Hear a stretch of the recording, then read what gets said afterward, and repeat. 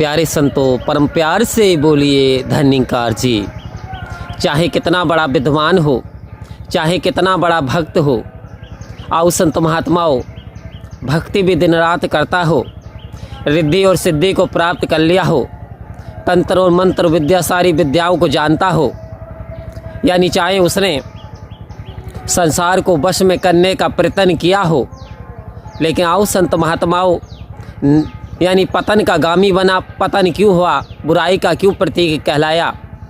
यद्यपि बात करें भगवान श्री राम की और रावण की, तो दोनों की राशि तो एक, भगवान राम की राशि एक और रावण की राशि एक।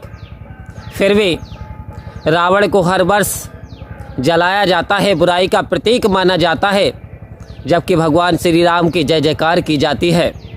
आओ संत महात्माओं, कह रहे राशियाँ तो एक है, लेकिन एक के अंदर अहंकार है और दूसरे के अंदर निरंकार है।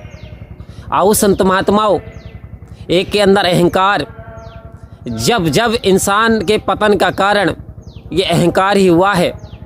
आओ संत महात्माओं, यदि विद्वान की बात करें तो रावण कम विद्वान नहीं थे।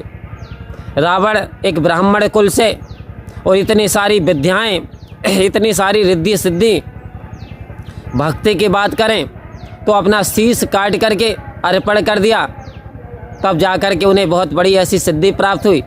सुनते हैं कि भगवान शंकर के चरणों में शीश काटने ही चले थे, लेकिन कितनी बात सही है कितनी गलत, लेकिन इतना ज़रूर है संत महात्माओं कि शीश काटने को भगवान के चरणों में तत्पर तैयार। तो इतना बड़ा भक्त आखिर फिर भी पतन हो गया, फिर भी पतन नरक में यानी गामी बन गया। तो आओ संत महात्माओं, सबसे बड़ी बात बुराई का प्रतीक हो गया। एक तरफ कृष्ण की और कंस की राशि, भगवान कृष्ण की और कंस की राशि दोनों की, लेकिन कर्म जो डिफर्स, एक तरफ अहंकार दूसरी तरफ निरंकार। तो आओ संत महात्माओं, कह रहे जीवन में सब कुछ करना, संत महात्मा कह रहे हैं, लेकिन यदि सद्गुरु की कृपा बरसे, सद्गुरु की कृपा के पात्र बने, तो अहंकार कभी मत करना संत महात्माओं। क्योंकि जब जब जिस विद्वान ने अहंकार किया है, जिसने भी अहंकार किया है, उसके पतन का कारण वो स्वयं जिम्मेदार हुआ है। इसमें सतगुरु का कोई दोष नहीं है, इसमें ईश्वर का कोई दोष नहीं है। दोष है तो हमारी दृष्टि का, दोष है तो हमारे नज़रिए का। आओ संत महात्माओं, सतगुरु जब कृपा करते हैं तो हमें विद्या से पूर्ण कर देते हैं, हमें यानी हर प्रकार से परिपूर्ण अपने संत महात्मा को सतगुरु कर देते हैं। लेकिन आओ संत महात्माओं, अज्ञानता क्या, हम जितने बड़े अपने आप को ताकतवर समझते हैं, हम परमात्मा से इतने दूर होते जाते हैं।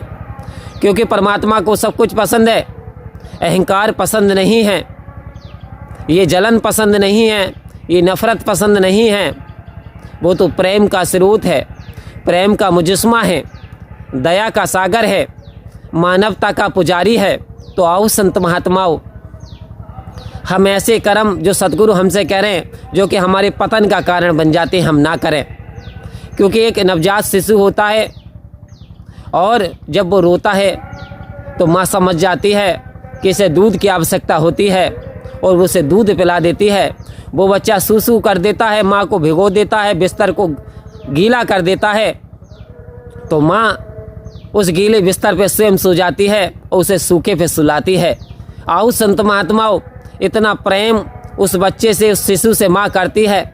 लेकिन वही बच्चा जब यंगस्टर हो जाए, जवान हो जाए और माँ का कहना नहीं माने, माँ को आँख दिखाए, माँ का एक बात पे ना चलता हो, तो वास्तव में फिर वो माँ का प्रेम, उसके प्रति वो प्रेम नहीं रहता जो कि वो सीने से लगाए रहती थी। आओ संत महात्माओं, हमें सद्गुरु प्रेम तो करते हैं, लेकिन यदि हम सद्गुरु के वचन पे चलें, सद्गुरु के वचन को माने, सद्गुरु की रजा में राजी रहें, तो वास्तव में सद्गुरु अंतर्यामी हैं, हमें स्नेह करता है, हमें प्रेम करता है, हम पे दया दिखाता है। लेकिन जब जब हम चालाकी करते हैं, जब जब हमारे अंदर अहंकार आ जाता है, तब तब हम पतन के और बढ़ते चले जाते हैं। तो आओ संत महात्माओं, सतगुरु ने कृपा की, तब हमें ये ब्रह्म ज्ञान की प्राप्ति करा दी। तो आओ संत महात्माओं, ये सतगुरु की कृपा है। सतगुरु हमें पतन से बचाना चाहते हैं, क्योंकि जहाँ अहंकार है वहाँ निरंकार नहीं, जहाँ प्रकाश है वहाँ अंधकार नहीं, और जहाँ अंधकार है वहाँ प्रकाश नहीं। तो आओ संत महात्माओं, सतगुरु की कृपा का यदि पात्र बनना है तो इस मैं मेरी के मान से हमें बहुत दूर बच जाना है। हमें क्रोध से बहुत दूर हट जाना है, हमें नफरत से हटना है, हमें तो प्रेम का स्रोत बनना है, हमें तो भाईचारे की मिसाल कायम करनी है, हमें तो सतगुरु के 5 प्रणों को अपनाना है और अपने जीवन को खुशहाल बनाना है। परम प्यार से कहिए धन्यकार जी।